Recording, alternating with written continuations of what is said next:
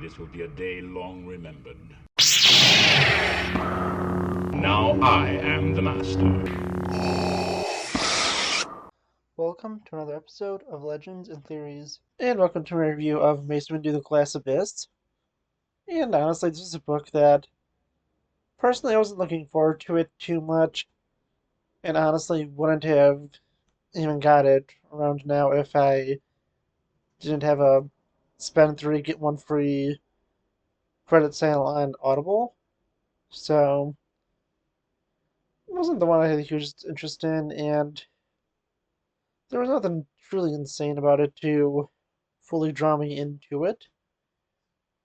In fact, I had a choice between, because they released on the same day, reading this or Batman Resurrections first. And I went with the Batman one because that one just seemed more interesting. And I'll be pushing that video back to either Saturday or next week because I don't have too much time to record right now and want to have some time to talk about that book because that was an incredible book. But just going to this one, it does some things that are honestly just really dumb to me. With the top of that list being giving Miss Windu a love interest. Honestly, I just never really thought that Mace Windu would or should have a love interest because he is the ideal and perfect Jedi. So I think that just really goes and kind of messes the perception and just felt like it was trying to put in forced attention. And only other thing I could see potentially coming out of this book is the fact that Samuel Jackson is extraordinarily insistent that he wants to play Mace Windu again. So him going to this planet after he was, well, defeated by Palpatine would be a potential way to have the character survive into a future storyline where he could appear. I don't know, that's the only potential I could see out of this, and considering that they really don't take the books into account, I don't think that it will be. And just going through the rest of this, the story was, it was okay. He was trying to take down this organized crime group, and, well, two that are threatening this planet, and he goes undercover for this at the beginning and then goes into a full-out war with the people going up against everyone. Another thing I really didn't like is how he saw himself as a warrior when the Jedi aren't warriors.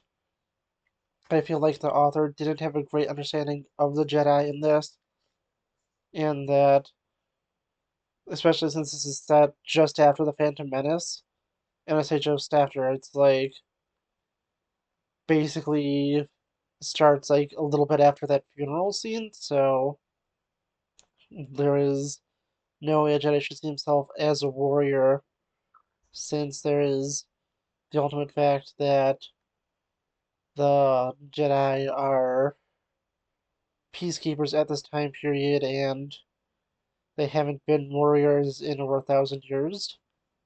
In fact, they only just recently learned that the Sith have returned. So, honestly, didn't enjoy that too much. The most enjoyable things is the callback to the Legends continuity, officially bringing, at least for the first time in my perception, the laser form of a pod back into canon and having references to, but I don't think it outrightly directly said anything about his ability to see shatter points. So there's that. Technically, the Revenge of the Sith novel I think is considered canon, but since it has a bunch of references to the EU and the fact that Depa Billaba fell to the dark side, while in canon she is the master of Caleb Doom, who would eventually become Kanan.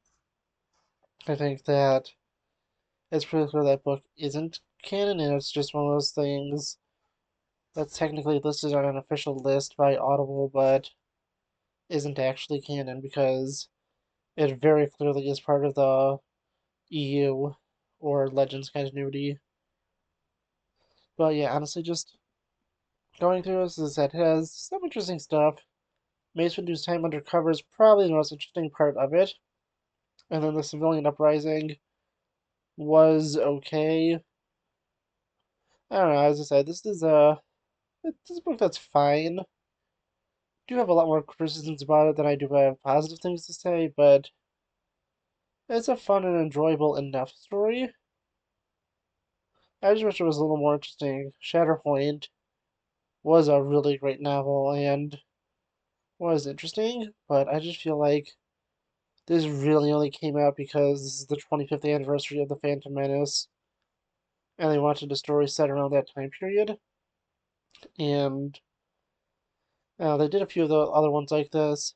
The Living Force from earlier this year, I actually really enjoyed because I felt like it got the Jedi really well. But this one, I just feel like it really doesn't understand what the Jedi are. It's saying that Mace Windu is a warrior, and he wouldn't be a warrior at this point. He would be a defender of peace. He'd be a Jedi Knight, and Jedi aren't traditionally warriors. So we even have the quote directly from Mace that they're keepers of the peace, not soldiers. So honestly, this feels like it gets so many things wrong. It has some things that are cool, but didn't enjoy too much. I don't know what you think though. Please leave me in the comments, and I'll see you next episode of Legends and Theories.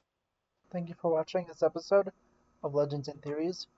Please subscribe, like the video, share the video, leave a comment, check out the video on screen, and may the Force be with you.